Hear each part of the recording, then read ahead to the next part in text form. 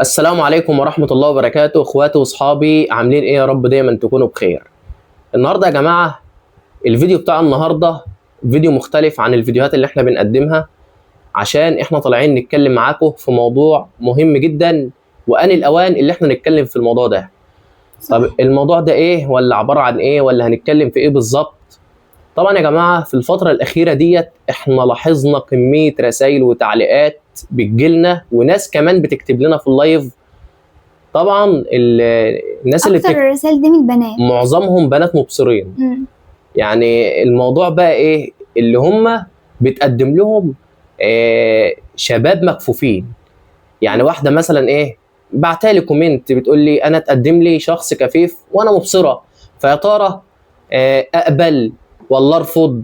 ولا هيقابلني مشاكل؟ ولا هيقابلني صعوبات؟ ولا ايه اللي هيحصل؟ ولا مش عارف ايه، وكلام كتير جدا يا جماعه بتقال في الموضوع ده.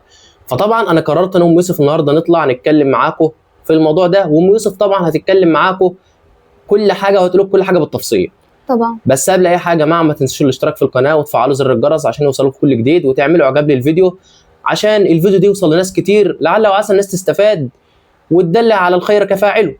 فعلا. تمام. فاتفضلي بقى يا ام يوسف قولي. طبعا هي البنت مبصره وبتقدم لها شخص هو كفيف. عن نفسي انا اتبعت لي برضه الرسائل ديت، فانا هرد على البنات ديت واقول لهم كل حاجه بالتفصيل وبكل صراحه. طبعا. يعني احنا هنتكلم معاكم يا جماعه بكل صراحه وبكل مصداقيه، وهقول لكم كل حاجه عن تجربه برضه. اتفضلي يا ام يوسف. طبعا انت كواحده مبصره بتقدم لك واحد كفيف، انت في الاول وافقي وبصي ما تتردديش.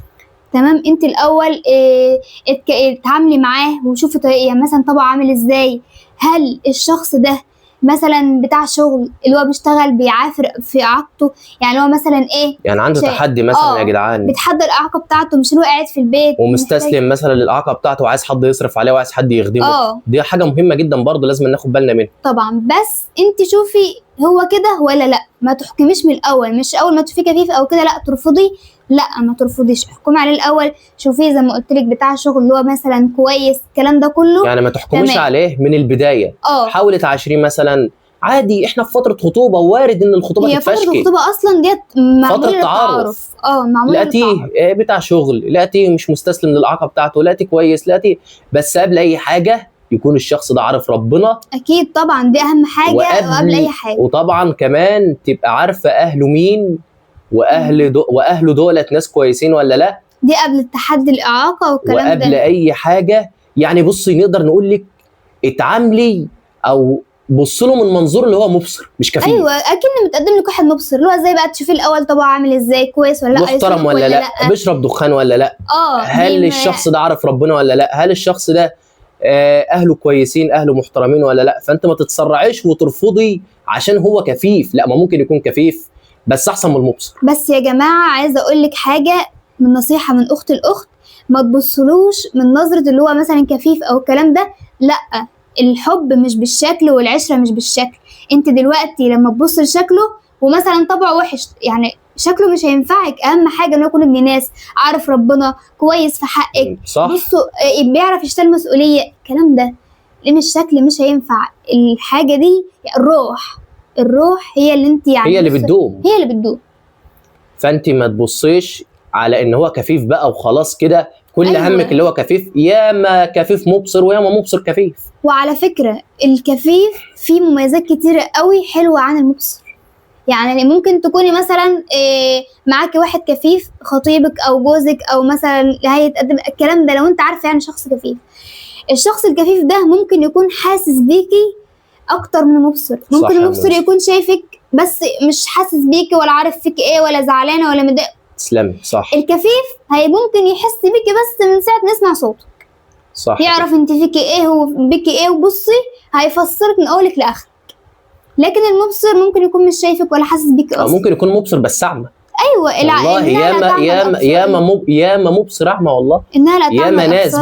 ياما ناس بتشوف وقاعدين في البيوت ما بيشتغلوش فعلا. وياما ناس بتشوف بتبص لغيرك. يعني لو اتخطبت لواحد بيشوف ممكن يبص لغيرك وانت ماشيه جنبه ما عندوش ايه. لكن الكفيف لو حبك، صدقيني انا واحد كفيف بتكلم معاكي اهوت، مش هتكوني يعني مش هيكون حد في قلبه غيرك، خلاص هو ما حبش الا انت. والله يا جماعة مش بالشكل، والله ما بالشكل، أهم حاجة الروح، أهم حاجة إنه يكون حاسس بيكي، دي لوحدها كفاية، دي لوحدها كفاية. فعشان بس يعني نكون واضحين كده مع بعض، ما فأنت- تبصلوش على اساس ان هو كفيف، لا، انت والشخص اللي جاي يتقدم لك ما تحطش في دماغك ان هو كفيف قد ما تحط في دماغك عيلته ايه، عيلته نظامهم ايه، ما اهله تبصوش طبعا لشكله. ابوه وامه، هو نظامه ايه. مم. ما عليكي يعني، هقول لك على حاجه برضه، هقول لك على حاجه.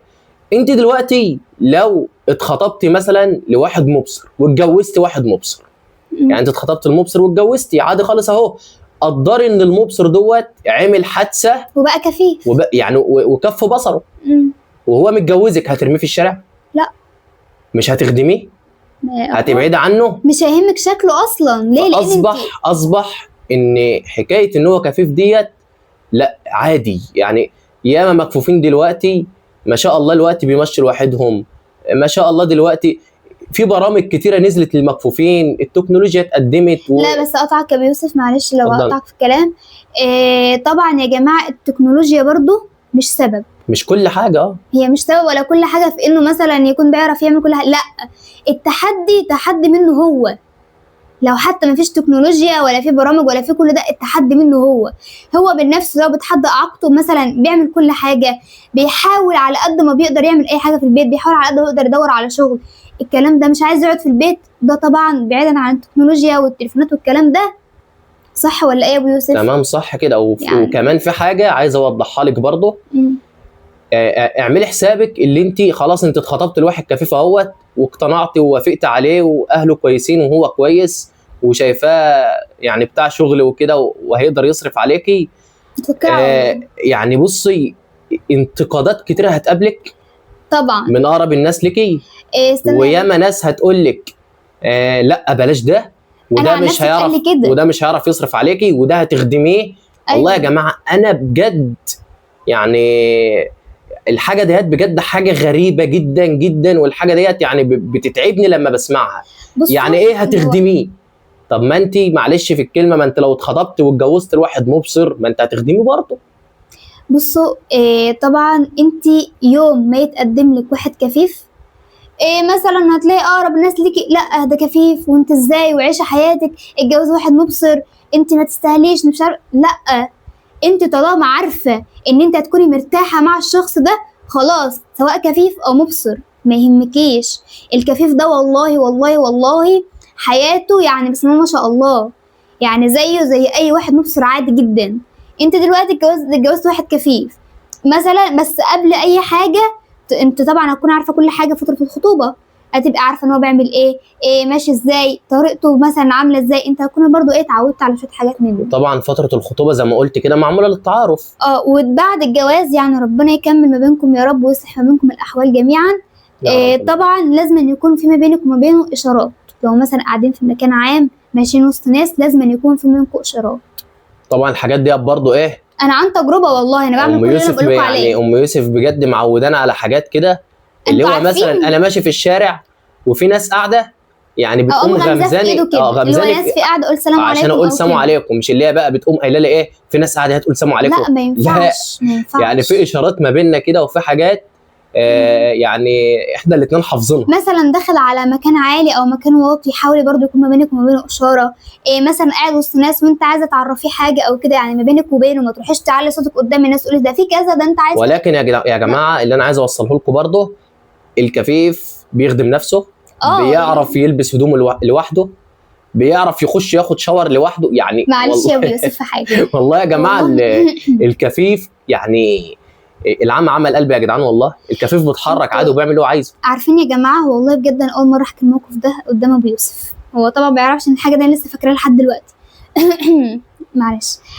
طبعا انا كنت في مره تعبانه جدا، كنت تعبانه قوي، ما كانش حد هنا في البيت معانا، يعني حصل لي ظروف فجاه كده، تعبت فجاه.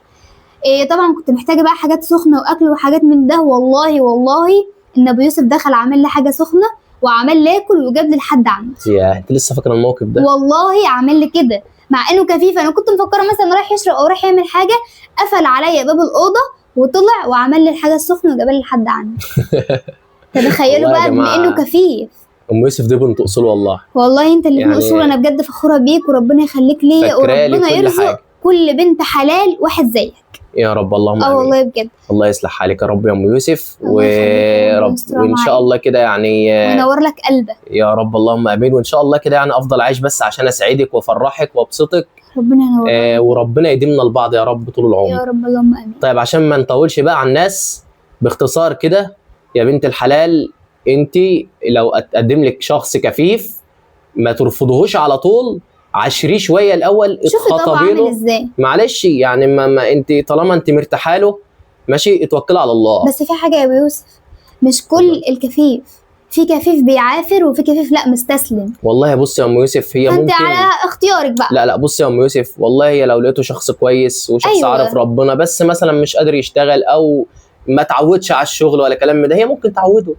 هي ممكن تقول له اطلع اشتغل، ممكن مثلا تشجعه بالطريقه وبالكلام الحلو وبالكلام ايوه ده انت كله. ممكن مثلا والله يعني انت ممكن تغير له حياته. اكيد يعني انت طالما انت واحده كويسه وواحده صالحه وواحده عارفه ربنا برضه، لا انت حط كده ايدك ممكن في ايده.